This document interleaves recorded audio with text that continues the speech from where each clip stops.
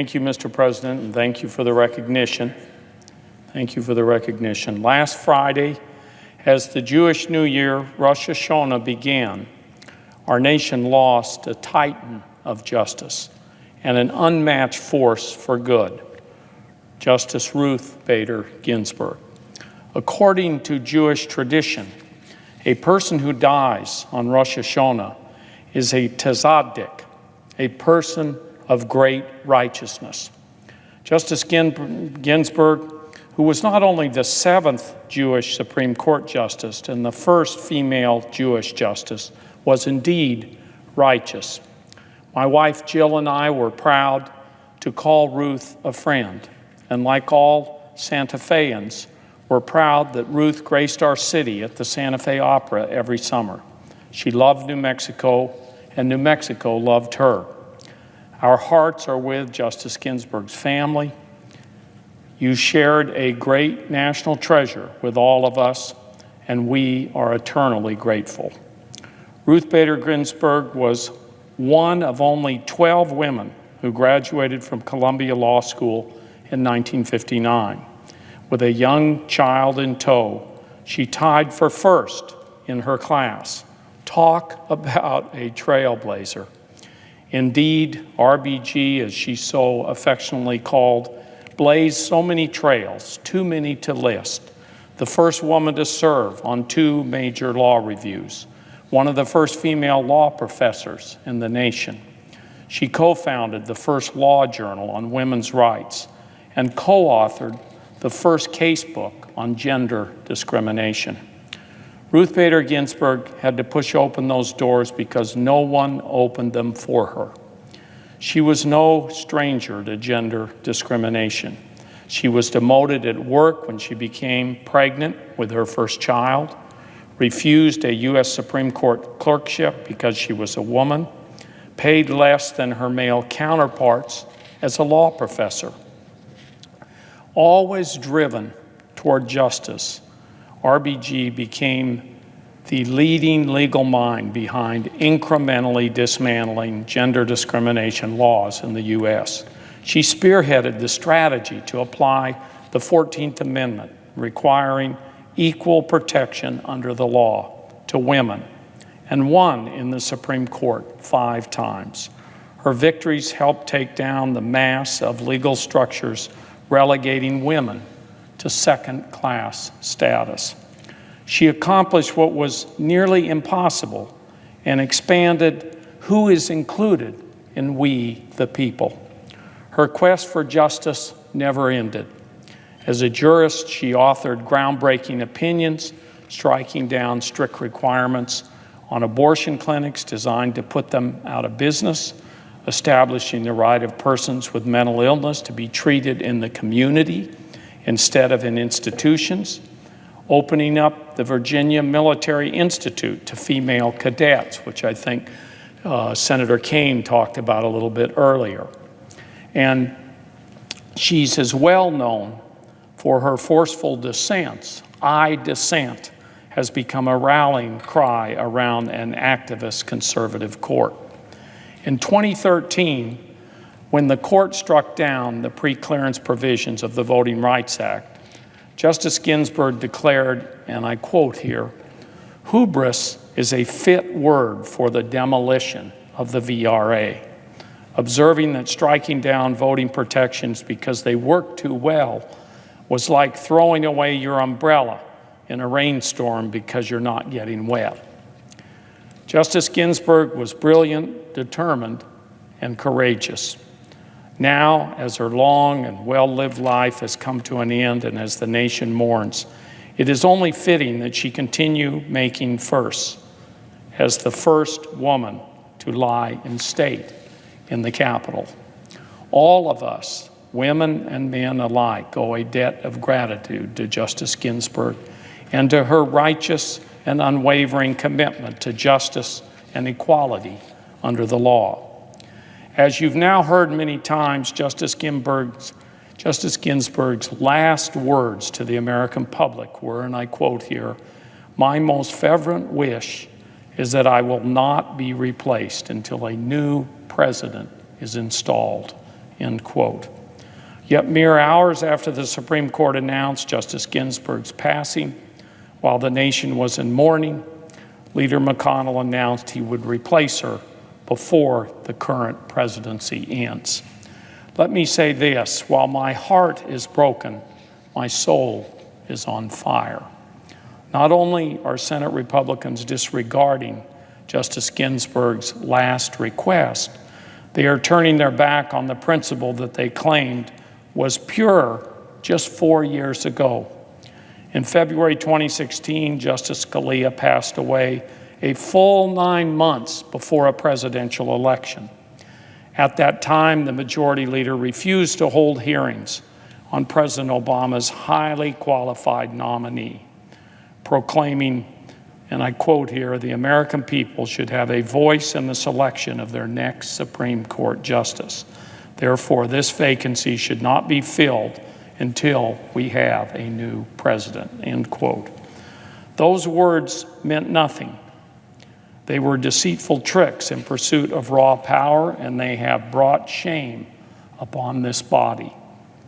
Election day is only 40 days away, but it's more accurate to say that the election ends in 40 days because the election is actually underway today. Voters are already voting in 29 states. More than half of the states are voting.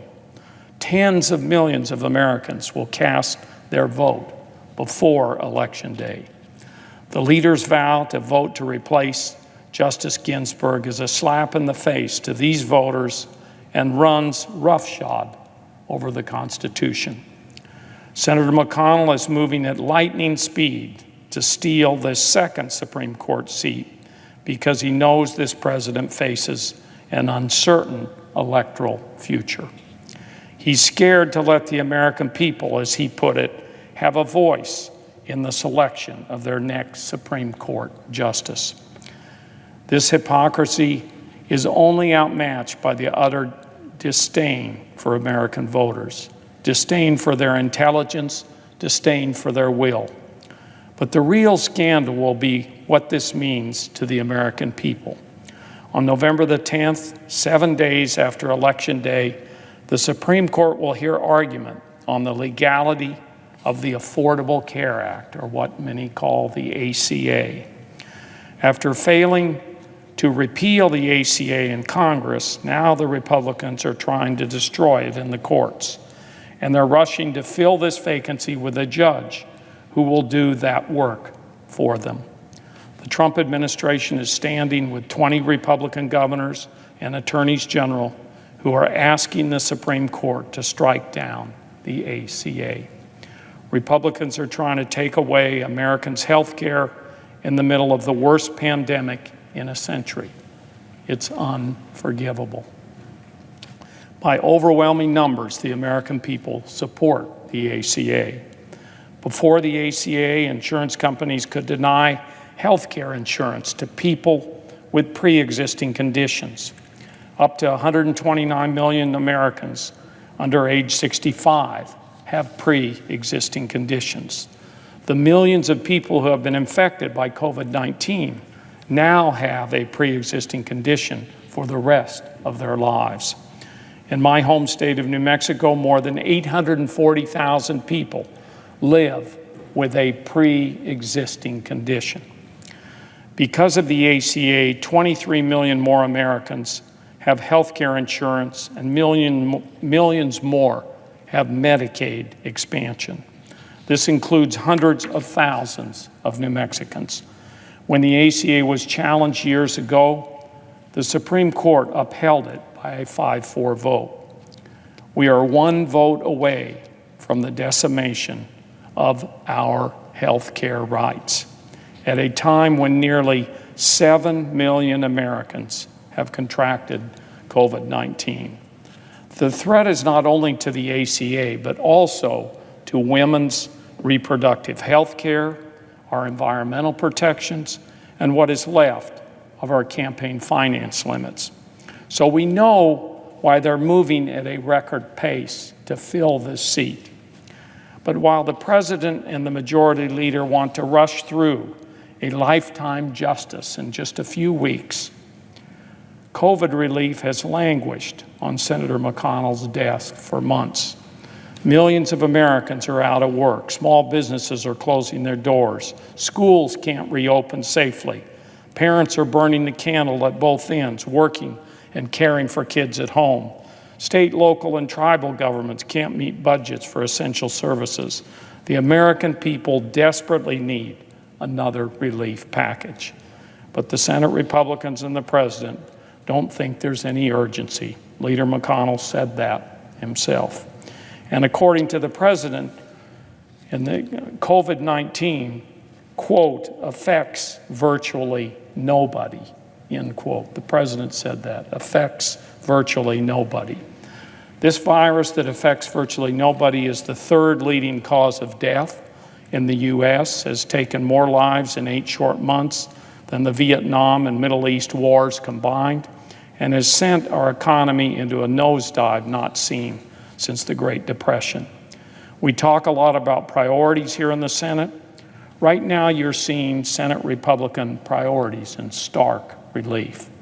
They'll rush a lifetime Supreme Court pick in weeks, violating every principle they established themselves to please their far-right donors. But they'll neglect relief for you, for struggling families, for people out of work, for people sick and dying for months. Finally, we cannot ignore the fact that the President has explicitly said he wants to fill this vacancy to help decide the 2020 election in his favor. He has repeatedly lied that absentee ballots, votes from Democratic areas, or votes that are tabulated after Election Day are somehow fraudulent. And like an authoritarian,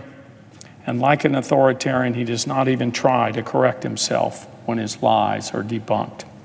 Instead, he openly admits he wants the Supreme Court to decide the election by disqualifying votes he does not like, and even refuses to commit to a peaceful transfer of power.